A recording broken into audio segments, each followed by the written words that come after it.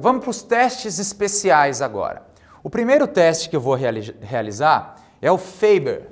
Tá? É o Faber. O Faber eu vou colocar o pé logo acima do joelho. Tá? Com essa mão eu vou travar cruzado para ele não subir a asa do ilíaco. E com essa mão mais caudal, mais distal, eu vou fazer uma leve pressão para baixo. Uma leve pressão para baixo. Vai devagar com esse teste. Normalmente ele é positivo, o Faber, ou Patrick Faberi, como queiram, quando a dor é anterior. Se ao realizar esse teste ele referir dor anterior no quadril, eu já começo a pensar pela translação anterior da cabeça do fêmur que eu gerei aqui, eu já começo a pensar em lesão intraarticular. Quando ao realizar essa pressão, travando o ilíaco, ele referir dor nas nádegas, eu já começo a pensar que ele é positivo para disfunção sacroilíaca. Tá? Então, Faber positivo para anterior quadril, intraarticular, para posterior sacroilíaca. Tá bom? O próximo teste, talvez um dos mais importantes, é um teste onde você faz a flexão máxima do quadril, adução e rotação interna. Tá? Então, flexão, adução e rotação interna e vai batendo lá em cima, vai fazendo diferentes amplitudes de movimento. Vai devagar nesse teste também.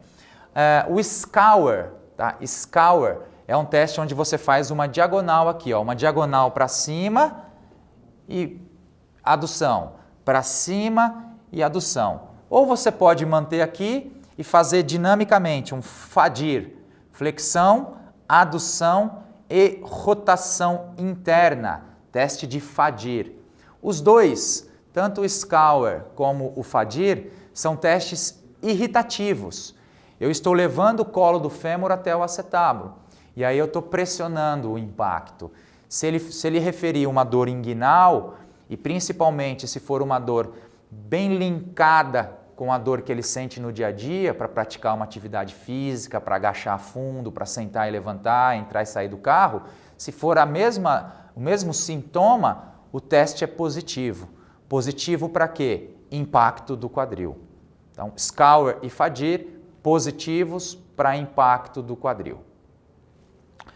Na sequência, nós podemos fazer o teste de Ober. Tá? O Ober, você vai ficar em decúbito lateral, de frente para lá, fica de lado, de frente para lá. Você vai encostar a bunda bem perto aqui da minha mão, na maca. Isso. Agora vem com as costas também na minha mão aqui, um pouquinho mais. Perfeito. Eu vou pegar a perna de baixo e vou fazer uma flexão do joelho. Tá? E a perna de cima, eu vou tirar da maca, relaxa essa perna. Eu vou fazer uma leve extensão da perna, tá? Deixa o joelho reto. Aqui, ó, eu vou travar a pelve para que ela não faça isso, ó, para que ele não desça a pelve. Eu vou travá-la aqui e manter uma leve extensão. E peço para ele relaxar totalmente. Relaxa. Então, isso é um teste de Ober positivo. Percebam que ele, a linha dos pés, ou o pé, não passou a linha da maca, porque eu estou travando aqui o ilíaco. Se eu soltar o ilíaco, ó, o pé passa. Então, muito cuidado com esse teste. Ele tem que ser com o ilíaco travado, para que ele não roube com a pelve. Então, isso é um Ober positivo. Isso me mostra que ele tem uma retração da banda iliotibial. Se eu perceber um Ober positivo, não tenha dúvida que você tem que usar como conduta de tratamento liberação miofacial de toda essa banda lateral. Você pode começar com o quadril assim fletido e o joelho fletido. Eu poderia até colocar um rolinho aqui embaixo do joelho ou um travesseiro para manter essa posição mais neutra. Pode relaxar. Eu começo sempre com essa posição de flexão e aqui eu venho e todo um trabalho manual ou com aparato, todo um trabalho miofacial. Você pode até eventualmente pingar uma gotinha de óleo e soltar bem esse trato. Tá? Lembrando que se a dor tiver, se a tensão e a fadiga, o espasmo for mais aqui, isso é tensor da fáscia lata. Do meio para baixo é banda iliotibial. Então, se for banda, não adianta fazer ponto gatilho, porque você não tem músculo ali. Então ali você precisa trabalhar muito com deslizamento profundo, tá? Se você quiser fazer de tecido conjuntivo ou conectivo, enfim, qualquer recurso que solte essa banda. E aí dentro da própria sessão, você pode ir estirando ela. Ó. Vem um pouquinho mais para cá e continua o trabalho miofacial. Continua o trabalho de liberação, até terminar a sessão em extensão, soltando numa posição mais de alongamento dela. Teste de Thomas, um dos mais importantes aí para a avaliação do quadril. O paciente vai ficar aqui sentado bem no canto, na borda da maca. Como eu quero avaliar o lado esquerdo, eu vou pedir para ele segurar com as duas mãos atrás do joelho o quadril direito, e aí eu vou ajudá-lo a deitar, dar estabilidade para ele. Com essa mão, eu vou vir aqui ó, e travar a asa do ilíaco, trava aqui a asa do ilíaco, e com a outra mão eu vou fletir. Tá? Travando aqui a asa do ilíaco, eu vou soltar a coxa dele e eu vou ver onde ela vai parar. Tá? Eu vou pedir para você descer um pouquinho mais, pode descer um pouquinho mais na maca. Isso, 5 dedos a mais, perfeito, perfeito. Travei aqui a asa do ilíaco com a minha mão direita e solto a coxa dele. E aí eu vou ver qual é a postura que a coxa adota. Quando o teste é positivo, quando ela para aqui, reto ou levemente fletida. Isso me mostra que ele tem um encurtamento do tensor da face lata. Ou quando ele leva para a rotação, e aí pode estar entrando até tensor da face lata na jogada, tá? Mas quando ele tem, quando ele tem a coxa mais fletida, não é tensor, é ilho-psoas, encurtamento do ilho-psoas. Se ela levar mais para a lateral, tensor da face lata. E é um teste muito importante, porque percebam aqui, ó, ele parou mais ou menos que na linha do corpo, quase que zero de extensão do quadril. Isso pode ser considerado negativo? Pode, mas pensem comigo. Sobe um pouquinho mais, pode subir. Pode subir e relaxar, e põe as duas pernas lá para cima. Aí. Vamos imaginar uma coisa aqui comigo. Vamos imaginar um corredor, tá? Um corredor, quando a gente, na fase de apoio terminal da corrida, você precisa de uns 20 graus aproximadamente de extensão da coxa para fazer o apoio terminal e o impulso, o pré-balanço, né? ou a fase de impulsão. Se você precisa de 20 graus em média de extensão ou hiperextensão da coxa na corrida, e o paciente ele apresentou um teste de Ober de 0 grau, ou seja, alinhado, será que isso é bom ou ruim? Quando ele faz o apoio terminal, o quadril só permite o neutro. O ilho-psoas só permite o neutro, o zero. Mas ele precisa fazer 20 graus de hiperextensão. Quem vai fazer isso na corrida? O ilíaco. Então esses são pacientes que, por mais que o exame dê limítrofe, é um paciente que vai na marcha apresentar aquilo que eu chamo de hiperlordose transitória, que ele tá com um bom padrão de tronco e no apoio terminal ele inclina o tronco, ou ele faz uma lordose excessiva. Isso por quê? Porque como eu travei o ilíaco dele, aqui o ilíaco não roubou. Por isso que é importante travar o ilíaco.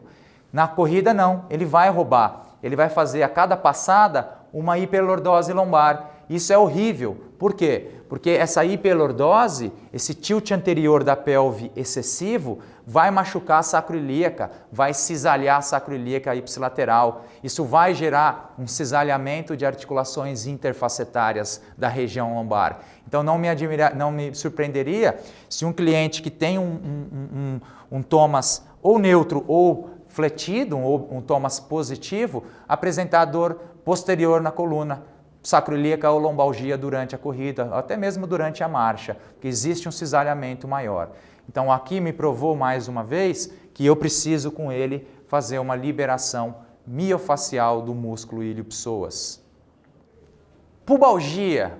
Pubalgia também é uma outra lesão comum, relativamente comum, principalmente em esportes como futebol, vôlei, que tem deslocamento lateral, basquete, ou quem faz muito abdominal e adutor na academia. Então, quando você está suspeitando de uma dor do pubis, você pode fazer uma palpação aqui, ó, superior do pubis, faz uma palpação aqui superior, no ramo superior do pubis, e observe se essa é uma fonte de dor. Normalmente é bem sintomático essa palpação e uma palpação, como eu mostrei lá atrás, do adutor bem proximal. Feita essa palpação e o paciente referiu dor, aí eu já vou para um teste irritativo, que nós chamamos de teste de Grava, tá? O teste de Grava ele pode ser feito de uma forma parecida com o Faber. Essa é a posição. De novo, eu pego aqui a asa do ilíaco. Com essa mão agora, eu não vou forçar para baixo. Com essa mão eu vou travar aqui e eu vou pedir para ele fazer força para aduzir, para empurrar a minha mão esquerda para cima com a coxa. Força. E faz um exercício abdominal junto. Vem, vem, vem, vem, vem, vem, vem, vem, vem, vem, vem e relaxa. O que eu fiz com esse teste? Que pode ser assim unilateral ou até, se você quiser já fazer bilateral, um modificado, faz força aqui, empurra minha mão e faz um abdominal junto. Vem, vem, vem, vem, vem, vem, vem, vem, vem, vem, vem, vem, relaxa. Esse é o Grava modificado que eu utilizo. Esses dois testes, eu exigi a contração do adutor, que se origina do pubis, e a contração do abdominal, que se insere no pubis. Então eu fiz um cisalhamento, uma pressão, uma sobrecarga naquela região. E se a dor estiver vindo do pubis, uma pubalgia, uma pubeite, uma sinfisite púbica, ou até, quem sabe, aí uma osteite púbica, ele vai ter um grande aumento do sintoma ao realizar esse teste. Ok? Dando sequência, tem um outro teste que a gente utiliza em pacientes com suspeita de lesão do quadril, que é o log roll. Log roll. Relaxado, eu vou fazer uma rotação, relaxa, eu vou fazer uma rotação interna da coxa e comparar com o outro lado.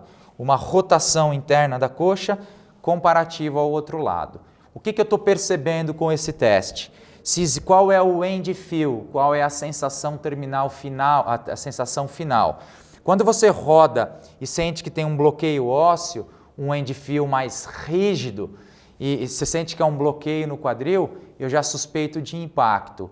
O problema é que quando o log roll é positivo, tá? Normalmente é porque esse impacto está mais grave, já pode ser até uma artrose de quadril. Tá? No caso dele, eu percebo que o end feel é mole, ó, dá até para ir um pouquinho mais, e quando eu comparei com o outro lado, está igual, log roll negativo.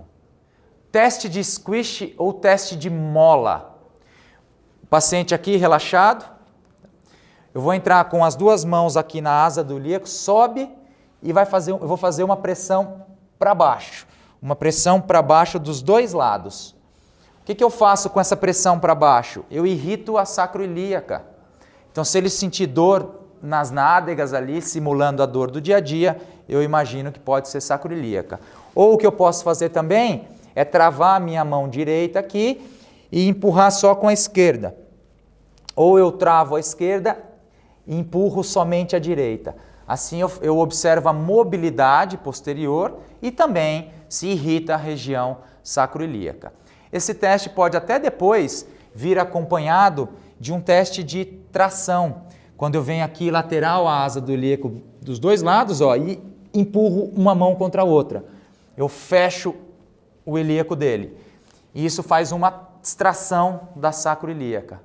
Ou eu posso cruzar as mãos e abrir essa mão para cá e essa mão para cá, na asa do ilíaco, e abro os dois lados, e aí no caso eu gero uma compressão posterior. E aí eu observo se isso irrita ou não. Então, teste de squish ou teste de mola. E um outro teste conhecido é o teste ou sinal de Dreman. Como é o Dreman? Eu faço uma flexão máxima da coxa e tento observar o end feel. Como no dele, teste totalmente negativo. Ele vai até lá próximo da barriga, ó, tranquilo. Quando o teste é positivo, quando ao subir, eu percebo aqui, ó, entre 100 e 110 graus, que ele bate, que ele não vai mais, que tem um contato ósseo. Se eu fizer uma leve rotação da coxa, aí o sinal de Dreman, você leva a coxa para a flexão máxima, você vê que no caso dele é tranquilo, porque vai até o fim. Tá?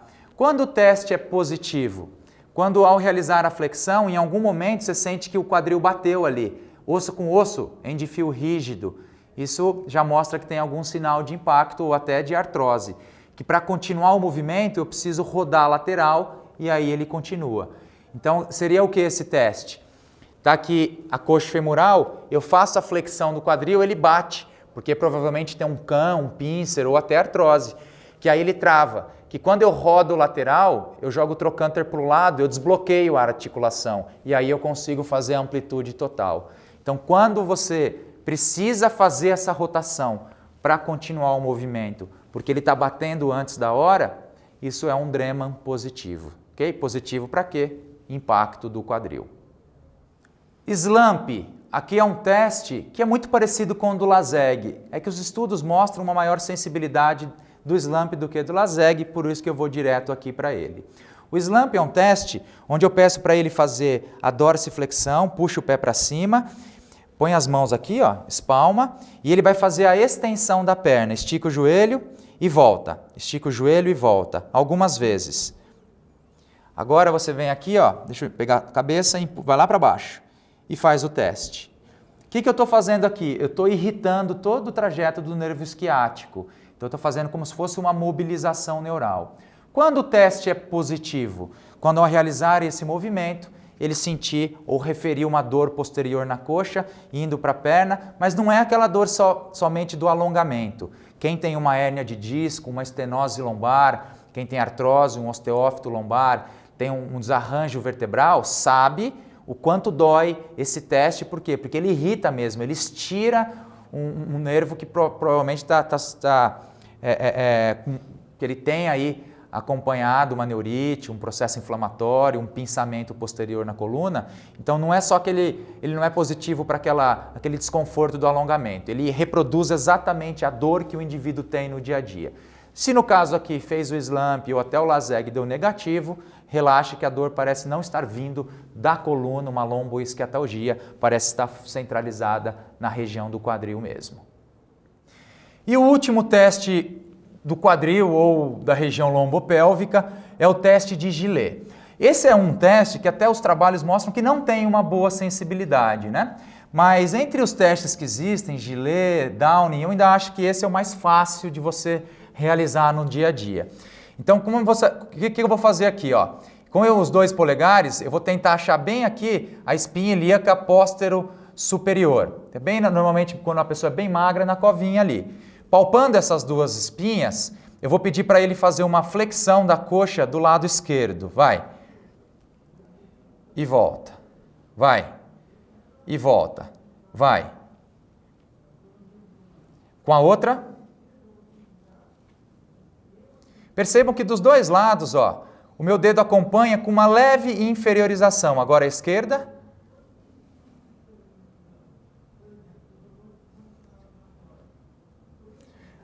Uma leve inferiorização dos 2 lados mostra que ele tem um bom movimento posterior do ilíaco. Se bem que desse lado esquerdo, eu achei que ele inclina posterior um pouquinho menos que o direito. Se esse for o lado sintomático, provavelmente essa asa do ilíaco pode estar presa em anterioridade, tá? Com leve tilt anterior ou com um déficit de tilt posterior. Então, se você quiser apelar para a sua terapia manual, valeria a pena fazer uma mobilização sacroiliaca à esquerda, principalmente um volante pélvico para posteriorizar essa asa do ilíaco. Porque é claro que um ilíaco preso em anterioridade vai favorecer o impacto femoroacetabular lá na frente. Anatomia palpatória da região do joelho. Claro que, de novo, a coleta de dados, a anamnese, tudo isso é o que vai nortear o que eu vou fazer agora, né? No caso aqui, nós estamos fazendo algumas demonstrações rápidas de um teste de joelho e de quadril, ok?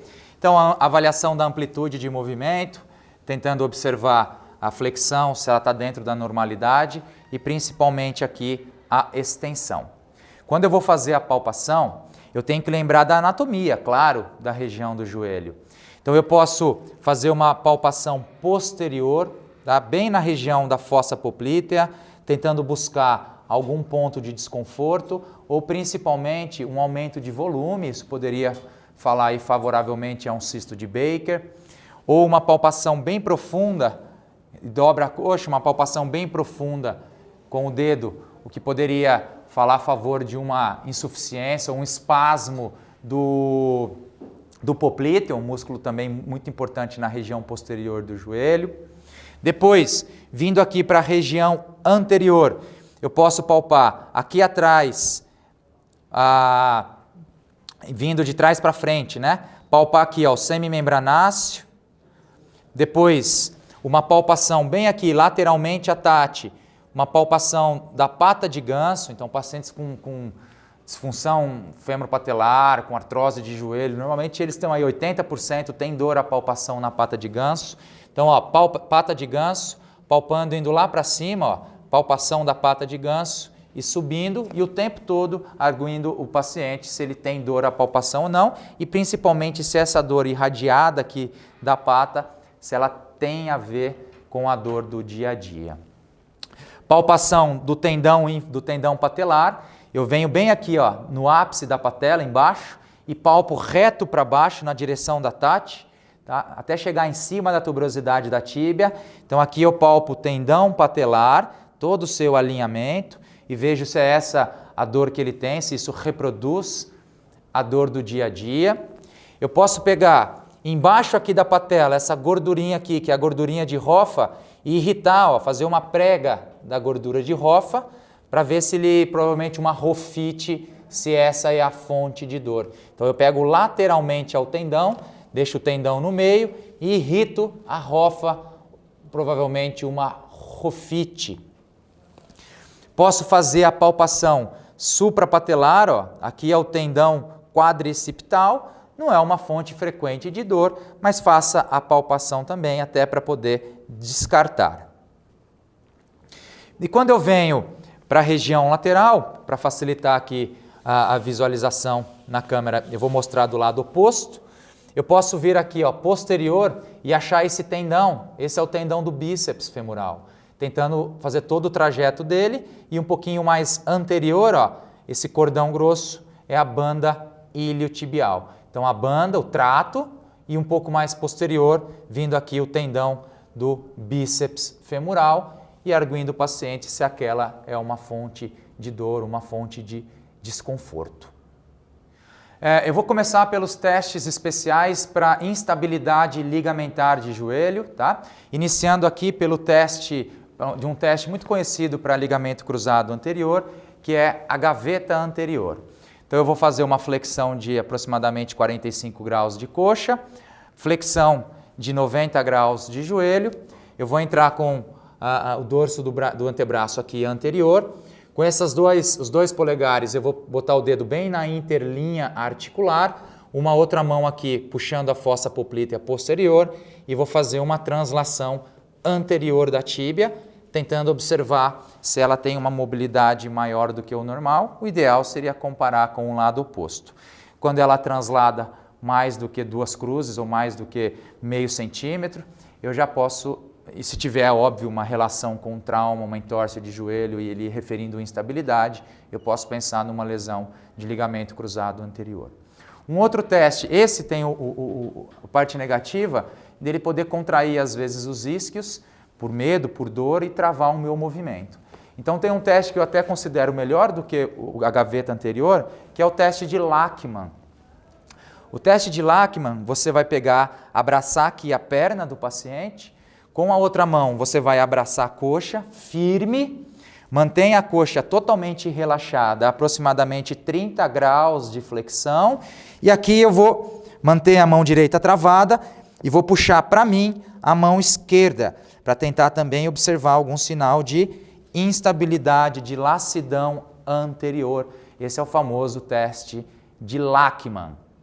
Lembrando que esses dois testes eu só estou medindo a translação anterior da tíbia. Mas existe o teste de pivot shift, que também é bem conhecido, que ele mensuraria esse quesito rotacional da tíbia, então a função rotacional do LCA. Como é o pivot shift? Eu vou fazer aqui, ó, com essa mão, uma rotação interna da tíbia. Essa rotação interna da tíbia, se ele tiver uma lesão total de LCA, essa rotação interna subluxa a tíbia, porque o LCA não está lá para segurar. E aí, quando eu venho aqui para flexão, a mais ou menos aqui 30 graus, ó, não precisa subir até lá. Só aqui, curtinho. Eu vou perceber que aqui a mais ou menos 30 graus dá um solavanco, tá? Ele reduz, a tíbia volta para o lugar dela, tá? Se ela voltar, é porque ela estava fora. E aí o teste de pivot shift é positivo. Positivo para quê? Ruptura do ligamento cruzado anterior, que é claro que para você fechar o diagnóstico precisaria de colher a história e principalmente depois confirmar via ressonância nuclear magnética.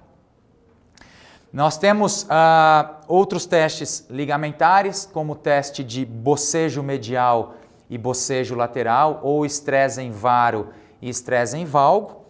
Então, com essa mão, eu vou travar a coxa do paciente, não vou deixar ele roubar. Com essa mão, eu vou empurrar para mim, nesse sentido, para fazer uma abertura, relaxa bem a coxa, uma abertura medial, estresse em valgo ou bocejo medial. Posso fazer em extensão ou levemente fletida, fazer o mesmo teste. E observo não só dor, pode ser um sintoma, ou uma abertura maior do que o normal. Compararia com o outro lado. Esse teste, eu avalio a integridade do ligamento colateral medial. Outro seria você trabalhar por dentro aqui com a coxa, travando. E agora, desculpa, deixa eu até fazer aqui que fica mais fácil. Ó. Com essa mão eu travo por dentro e com a minha outra mão eu vou empurrar nesse sentido. Agora eu vou fazer uma abertura do compartimento lateral. Então estarei testando o ligamento colateral lateral e posso fazer semifletido também. É claro que quando você testa, se você testar em extensão total, você tem que comparar com extensão total. Se você testar com uma leve flexão, você tem que comparar com uma leve flexão, para comparar a mesma coisa com a mesma coisa, né? Nós temos um outro teste, agora já nem falando tanto em parte ligamentar, que é o teste de espinho e o teste de McMurray. Como são esses? O teste de espinho normalmente tem que ser feito em pessoas que têm já a suspeita de artrose de joelho. Você leva para a flexão máxima o joelho e normalmente ele tem um espinho lá dentro. Essa flexão máxima, para quem tem artrose no joelho, é talvez o movimento que mais gere sintoma. Então, quando eu faço essa força posterior e ele sente dor intra-articular, eu penso no sinal de espinho positivo para artrose. E um outro teste que aí é mais leve, que é para menisco, é o teste chamado de McMurray. Você faz uma flexão da perna e sobe. Bateu lá em cima, faz rotação lateral e desce. Rotação interna e sobe, rotação externa e desce. Ou, como eu prefiro, o McMurray modificado. Você leva para a flexão máxima e roda interno e roda externo. Roda de um lado para o outro. Aqui eu estou comprimindo e cisalhando os meniscos. Tá? Existem para todos esses tecidos que eu estou dizendo aqui, existem inúmeros outros testes, mas muitos testes. Eu estou passando os que eu utilizo mais na prática do dia a dia e que os que eu percebi já fazendo revisões, que são os que têm maior acurácia, maior sensibilidade para detectar essas lesões. O teste de McMurray, com essa rotação da tíbia, eu tento observar onde ele aponta a dor. Se ele apontar bem aqui na interlinha, tá? Bem aqui na interlinha articular medial, eu já penso em menisco medial. Se ele apontar na interlinha lateral, lesão de menisco lateral. Se o teste de McMurray der positivo, você realmente suspeitar de uma lesão de menisco, eu faço para confirmar o teste de Apley, tá? Onde em decúbito ventral, eu entro aqui por trás, eu pego aqui uma linha bem inframaleolar, eu jogo o peso todo corporal, afundo e rodo de um lado para o outro, ó, medial e lateral. Então aqui eu faço compressão e cisalhamento. Se ele tiver uma lesão de menisco, são testes que tendem a provocar o sintoma, tendem a irritar o joelho. Positivo para lesão meniscal. Tá? Um outro teste também, que quando é um paciente que referiu um trauma, um acidente e que o joelho está falseando, Eu faço testes para observar a lesão de canto posterolateral e do LCP. Esse nós chamamos de dial test. Dial test. O paciente aqui nessa posição, terapeuta atrás, eu vou fazer uma flexão do joelho a 90 graus, flexão a 90 graus, e eu olhando aqui por cima. Eu vou pegar aqui, ó, 2 dedos abaixo do maléolo, 2 dedos acima dos 2 lados. Nessa posição, eu estou com relaxamento da cápsula posterior e do canto. E é uma posição que o LCP está um pouco mais tenso. Então agora eu vou fazer uma rotação externa, olha. Uma rotação externa das 2 tíbias. E eu observo se tem um lado, normalmente o lado onde ele referiu o trauma, o acidente, onde ele está referindo o falseio, eu faço a rotação. Se esse lado eu perceber que ele roda muito mais do que o outro lado, o teste é positivo. Positivo para quê? Lesão de LCP. Então, aumente a sua suspeita de lesão de LCP. Já quando você traz aqui a perna para 30 graus, relaxa, pode soltar, 30 graus. Nessa posição, eu estirei um pouco o canto e estirei a cápsula posterior e relaxei o LCP. Se eu fizer agora uma rotação lateral da tíbia e aquele lado da suspeita de lesão de canto, ou tendão do poplíteo ali, ou cápsula posterior, ele rodar mais do que o outro, e eu olhando aqui por trás, aí a suspeita aumenta, vamos olhar exame, porque pode ter uma lesão de canto do lado esquerdo, no caso aqui. E um último teste, não menos importante, eu deixo sempre por último, porque é o que mais dá positivo, é o teste de compressão patelar. Existe um teste antigo, de Clark, se eu não me engano, que você empurrava a patela para baixo, pedia para o paciente contrair o quadríceps, ela vinha arranhando embaixo da sua mão. Esse teste, pelo amor de Deus, não utilize, tá? Quem faz esse teste é o cara que inventou, nunca atendeu um paciente na vida, porque depois o paciente vai ficar uma semana com dor anterior por causa do teste. Então, quando eu quero confirmar que existe uma síndrome fêmuro-patelar, o que eu faço é simplesmente fazer uma leve compressão patelar e arranha de um lado para o outro, para cima e para baixo. E aí eu vou o tempo todo perguntando para ele, você tem dor? Você sente desconforto? E eu aqui tentando perceber alguma crepitação excessiva. Se ao raspar essa patela ele falar, tá doendo, teste de compressão positivo, pode ser uma síndrome fêmuro-patelar. Ou, às vezes eu não sinto, o paciente não sente dor no exame, mas ele fala, não estou sentindo dor agora, mas quando dói é aí atrás. É positivo do mesmo jeito. Talvez eu não esteja conseguindo comprimir o suficiente para gerar sintoma, mas a hora que ele vai descer uma escada com todo o peso corporal, aquilo ali pode gritar e aí ele vai ter o desconforto. Tá? Então são esses os principais testes que eu queria passar para vocês. Gastei um pouco mais de tempo com os testes do quadril, os de joelho já são mais conhecidos de todos. Importante fazer, importante você pegar a mão, porque tem que pegar firme para fazer os exames para poder detectar realmente as lesões.